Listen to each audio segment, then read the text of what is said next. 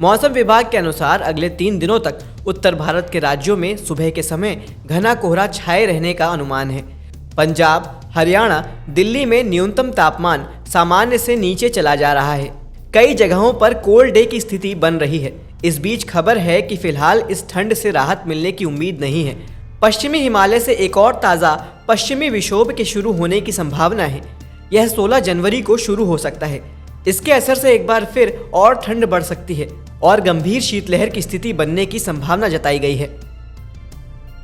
सूरजमुखी और सोयाबीन तेल के दाम और बढ़ने की आशंका है।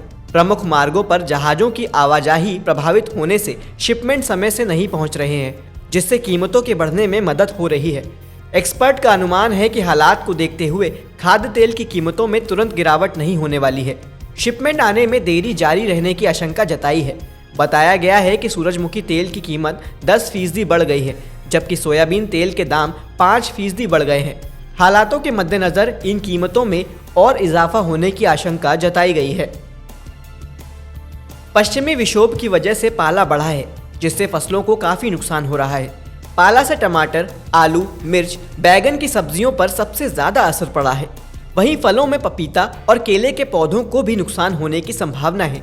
कृषि विज्ञान केंद्र के वैज्ञानिकों ने किसान भाइयों को सलाह दी है कि वे अपने खेत में उत्तरी पश्चिमी दिशा से आने वाली ठंडी हवा की दिशा में खेतों के किनारे कूड़ा कचरा या बेकार घास फूस को जलाएं, जिससे खेत में धुआं हो जाए, जिससे खेत के वातावरण में गर्मी बनी रहती है। इससे पाले का प्रभाव फसलों पर कम होगा। पौंडुचेरी के एक उद्यमी अब्दुल कादर ने ऐसी सोलर मशीन को विकसित किया है जिसके जरिए कीटों को नियंत्रित किया जा सकता है। खास बात यह है कि इसकी कीमत बहुत अधिक नहीं है। महज एक मशीन की कीमत 2625 रुपये है। तमिलनाडु में किसानों के बीच यह यंत्र काफ़ी लोकप्रिय हो रहा है। किसानों का कहना है कि इस यंत्र की मदद से कीटों को खेत से भगाने में मदद मिल रही है। ड्रोन से छिड़काव के लिए किसानों को महज 100 रुपये प्रति एकड़ देना होगा। बाकी खर्च अब सरकार देगी। इससे ड्रोन से स्प्रे का ट्रेंड बढ़ेगा और किसानों को फायदा मिलेगा।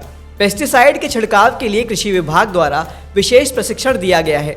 नैनो यूरिया और डीएपी की शुरुआत के साथ ही सरकार और विशेषज्ञों ने देश में ड्रोन के इस्तेमाल को लेकर जोर देना शुरू कर दिया है। रासायनिक उर्वरक बनाने वाली कंपनी इफ्को ने भी इसलिए 2500 ड्रोन खरीदे हैं, ताकि उसे किराए पर देकर यूरिया, डीएपी और कीटनाशकों का फसलों पर छिड़काव करवाया जा सके। दुधारू पशुओं के बेहतर स्वास्थ्य के लिए पशुपालक अपने खेतों में नागफनी उगा सकते हैं। वहीं कृषि विशेषज्ञों की माने तो बेहतरीन पशु चारे की श्रेणी में नागफनी का कैक्टस चारा शामिल है। ये पशुओं के लिए एक बेहतर आहार है। नागफनी का पौधा कांटेदार होता है। इस पौधे को ज़्यादा पानी की ज़रूरत नहीं होती है। ये दिखने में काफ़ी खूबसूरत और कांटेदार होता है। इस पौधे का अधिकतर इस्तेमाल घर की सजावट के लिए किया जाता है, लेकिन आप इसका इस्तेमाल पशुओं के चारे के तौर पर भी कर सकते हैं। जम्मू कश्मीर के रियासी जिले में स्थित वैष्णो देवी मंदिर के गर्भगृह तक जाने वाले पुराने और प्राकृतिक गुफा मार्ग को फिर से खोल दिया गया है। अधिकारियों के मुताबिक त्रिकुटा पहाड़ियों पर स्थित मंदिर की यात्रा के लिए इस प्राकृतिक मार्ग को आमतौर पर साल के इस समय में फिर से खोल दिया जाता है। पीएम जनमन योजना की पहली किस्त आज जारी की गई है।